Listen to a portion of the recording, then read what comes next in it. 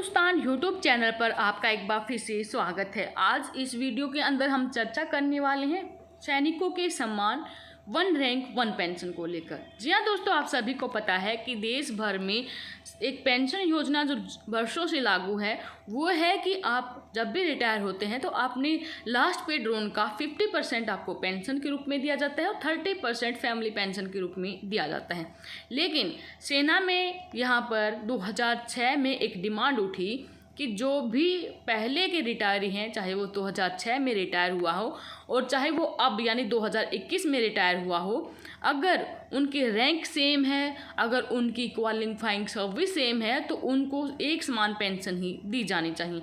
और इसी को लेकर भगत सिंह कोश्यारी कमेटी बैठी और जिसकी रिकमेंडेशन आई थी कि समान रैंक समान पेंशन हमारे सभी सैनिक कर्मियों को दी जाए और बाकी जो भी रिटायर हो चुके हैं उनको एरियर का भुगतान दिया जाए। तो दोस्तों, आज हम चर्चा करने वाले हैं वन रैंक पेंशन को लेकर।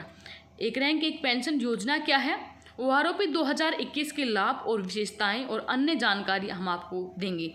भारत सरकार ने वन रैंक वन पेंशन योजना का शुभारंभ कर दिया है और इस योजना में आर्मी में कार्यरत लोगों के लिए काफ़ी फायदेमंद यहाँ पर ये योजना साबित होने वाली है। इस योजना के तहत रिटायर्ड सैनिकों को लाभ प्रदान किया जाएगा। जैसा कि योजना के नाम से पता चलता है, वन रैंक वन पेंशन योजना ये उन सभी सैनिकों के लिए स्टार्ट की गई है जो कि 2006 से पहले रिटायर हुए थे।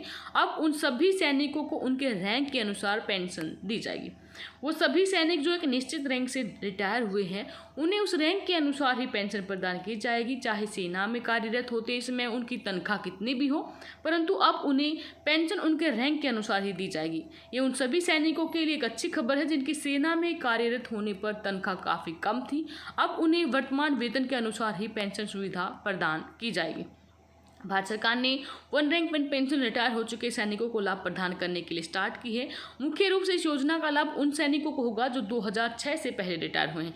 सरकार ने अब सभी सैनिकों को एक रैंक पर रिटायर होने की स्थिति में समान पेंशन राशि वितरित करने का प्रावधान स्टार्ट किया है। इस योजना का लाभ लगभग 30 लाख सैन्य कर्मियों को मिलेगा। अभी से लेकर जो रिटायर हो चुके हैं उन्हें इस योजना के तहत एरियर भी प्रदान किया जाएगा। अभी भी लगभग यहाँ पर 14 लाख सैनिक और अवसर भारतीय सेना का हिस्सा हैं। यदि एक रैंक एक पेंशन योजना 2021 के खर्च की बात करें तो 2011 के रक्षा मंत्रालय के अनुमान के अनुसार 3000 करोड़ रुपए का सालाना खर्च होगा और वित्त मंत्रालय ने अनुमान लगाया कि 1000 करोड़ रुपए का सालाना खर्च इसके लिए आएगा। और वहीं 2014 के रक्षा मंत्रालय के अनुमान की बात करें तो 9300 करोड़ रुपए का सालाना खर्च इसके लिए निर्धारित किया गया है। और 2015 में रक्षा राज्य मंत्री ने अनुमान दिया कि इसके अनुसार 7500 से लेकर 10,000 करोड़ रुपए सालाना का खर्च लिया जाएगा। आगे हम यहाँ पर बात करते हैं कि वन रैंक वन पेंशन योजना की विशेषताएं क्या हैं। वन रैंक वन पेंशन योजना के तहत सभी समान रैंक से रिटायर हुए सेनाविद लोगों को समान पेंशन प्रदान की जाएगी। जो भी सैनिक सेना से बहुत पहले रिटायर हो चुके हैं और जो अभी हाल ही में रिटायर होंगे उन्हें समान रैंक में से रिटायर होने पर समान पेंशन यहाँ पर दी जाएगी।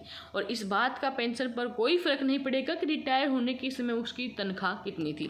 ओआरओपी 2021 का मतलब है कि एक ही रैंक से रिटायर होने वाले ऑफिसरों के समान पेंशन, अर्थात यदि कोई कर्नल 1990 में रिटायर हुआ है तो आज के रिटायर हुए कर्नल के बराबर पेंशन उसको मिलेगी। रिटायर हो चुके सैनिकों को एरियर दिया जाएगा। और अभी हाल ही में 14 लाख और सैनिक और ऑफिसर्स हैं वो सेना में कार्यरत है, वो सभी सैनिक जो रिटायर हो चुके हैं उन्हें वन रैंक वन पेंशन योजना का लाभ मिलेगा। लेकिन मुख्य रूप से ये योजना सिर्फ उन सैनिकों के लिए लाभदायक होगी जो कि वर्ष 2006 से पहले रिटायर हुए हैं, क्योंकि ऐसे सैनिकों में उसकी जहाँ पेंशन की बात करें तो उसमें उनकी पेंशन काफ़ी यहाँ पर कम थी। वर्ष 2013 में वन रैंक वन पेंशन योजना की मांग की गई थी और 1 जुलाई 2014 से ये योजना प्रभाव में आई थी। आधार वर्ष के रूप में अधिकारियों 1 अप्रैल 2014-15 में वन रैंक वन पेंशन योजना को आधार वर्ष के रूप में मान्यता प्राप्त हुई थी। लगभग 3 लाख सैनिक इस योजना का लाभ प्राप्त करेंगे। इस योजना के तहत बकाया की राशि एक ही बार में प्रदान की जाएगी। ये राशि 4-6 माह किस्तों में युद्ध विधवाओं सहित सभी विधवाओं को प्रदान की जाएगी। केंद्र सरकार द्वारा पहली किस्त का भुगतान किया गया है। एक अनुमान के अनुसार इस पर 8,000 से 10,000 करोड़ रुपए की लागत हुई है और स्वेच्छा से रिटायर होने वाले सैनिकों को OROP 2021 के तहत पेंशन का लाभ प्रदान नहीं किया जाएगा, ऐसा इसमें कहा गया है।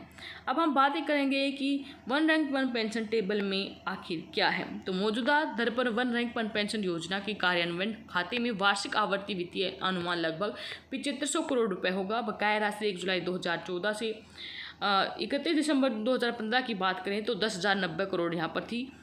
OCOP के खाते पर कुल खर्च 86% JCOR को और एक रैंक एक पेंशन के तहत बकाया राशि का भुगतान और पेंशन का पुनरीक्षण पेंशन वितरण अधिकारियों द्वारा 4 किस्तों में किया गया है। तो दोस्तों वन रैंक वन पेंशन सरकार की माने तो उन्होंने यहाँ पर जारी कर दी है, लेकिन अभी भी भूतपूर्व सैनिकों का कहना है कि उनको उनका असली हक असली वाली वन रैंक वन पेंशन अभी तक नहीं मिली है, जिसके लिए वो आंदोलन पर आंदोलन कर रहे हैं। सुप्रीम कोर्ट में भी उनका केस पेंडिंग है और यहाँ पर जंतर मंतर पर भी लगातार वो धरना प्रदर्शन किए हुए हैं, लेकिन कब उनकी मांगों को सरकार सुनेगा अभी तक ये साफ नहीं हुई है। लेकिन पेंशन के लिए वन रैंक वन पेंशन को लागू करवाने के लिए भूतपूर्व सैनिक किसी भी तरह से ढीला आंदोलन को छोड़ने वाले नहीं हैं। उनका मानना है कि एक ना एक दिन मजबूर होकर सरकार को उनकी मांगों को मानना ही होगा। हम यहाँ पर आशा यही करते हैं कि गवर्नमेंट उनकी मांगों को जल्द से जल्द मान ले अथवा सुप्रीम कोर्ट से उनको एक अच्छी खबर मिले जिससे उनको उनकी असली pension one rank one pension मिल सके। आगे वीडियो में हम आपको नेक्स्ट जो सुप्रीम कोर्ट की हेयरिंग है उसका ताज़ा अपडेट बताएंगे। बने रहिए हमारे साथ। धन्यवाद। जय हिंद, जय भारत।